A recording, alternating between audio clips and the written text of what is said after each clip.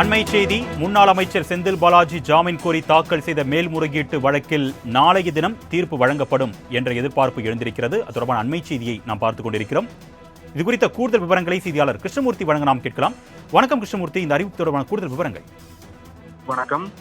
சட்டவிரோத பண பரிமாற்ற தடை சட்ட வழக்கில் கைதான முன்னாள் அமைச்சர் செந்தில் பாலாஜி ஏற்கனவே ஜாமீன் கோரி சென்னை உயர்நீதிமன்றத்தில் 2 முறையும், சென்னை முதன்மை அமர்வு நீதிமன்றத்தில் 3 முறையும் தாக்கல் செய்த மனுக்கள் தள்ளுபடி செய்யப்பட்டுள்ளது. இந்த நிலையில்தான் செந்தில் பாலாஜி ஜாமீன் கோரி தாக்கல் செய்த மனுவானது உச்சநீதிமன்றத்தில் விசாரணையானது நேற்று தினம் நடைபெற்று முடிந்து தீர்ப்பானது தள்ளி வைக்கப்பட்டிருந்தது.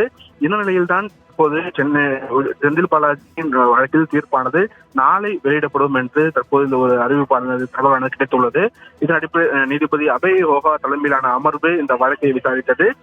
அமலாக்கத்துறை தரப்பிலும் பல்வேறு குற்றச்சாட்டுகளை செந்தில் பாலாஜிக்கு வைத்தார்கள். அவரது சகோதரர் தற்போது வரை தலைமறைவாக இருப்பதும், அதே போல அவர் தொடர்ந்து எம்எல்ஏவாக இருப்பதால் செல்வாக்கு மிக்கவர் அதிகமாக உள்ளதால் அவரை வெளியே விட்டால் ஆட்சிகளை கலைக்கக்கூடும் உள்ளிட்ட பல்வேறு குற்றச்சாட்டுகள் அமலாக்க தரப்பில் வைக்கப்பட்டது.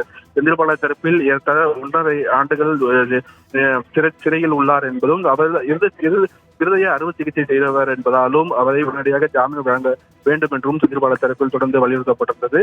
அவர் எம்எல்ஏவாக இருப்பதால் எந்த ஒரு சாட்சியும் கலைக்க மாட்டார் என்றும், அந்த அளவுக்கு அவருக்கான செல்வாக்கு இல்லை என்றும் நீதிபதிகள் தரப்பில் உச்சநீதிமன்றத்தில் செந்தில் பாலாஜி தரப்பில் வாதங்களானது முன்வைக்கப்பட்டது. இவ்வாறாக இருதரப்பு வாதங்களும் நேற்றைய தினம் நிறைவடைந்து இந்த வழக்கில் தீர்ப்பை தேடி கொடுக்காமல் நீதிபதிகள் தள்ளி வைத்திருந்தார்கள்.